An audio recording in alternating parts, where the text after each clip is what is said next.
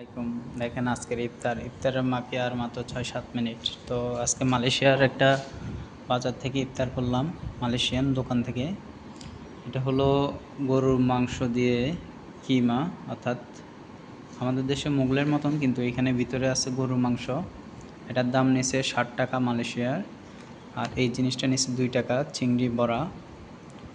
হ্যাঁ, উপরে চিংড়ি আর কি দিয়ে বানাইছে জানি না। এটার সাথে এটা সস দিছে, আর এইটার সাথে এই দুইটা সস দিছে। আর একটা ড্রিঙ্কস নিলাম, এই যে ড্রিঙ্কস, এই ড্রিঙ্কসটার দাম হলো 3 টাকা কাপ করে। তো এখানে 60 টাকা, 7, 8, 9, 10, 11, 12 টাকার জিনিস নিলাম। এই যে আজকের ইফতার। তো এই 12 টাকা বাংলাদেশের টাকা 27 টাকা করে হিসাব করলে আপনার কত টাকা আসে আপনারা হিসাব করে নিয়ে। তো আজকের ইফতারটা আপনাদের সাথে শেয়ার করলাম মালাই ইফতার দিয়ে। সবাই ভালো থাকবেন, আল্লাহ হাফেজ।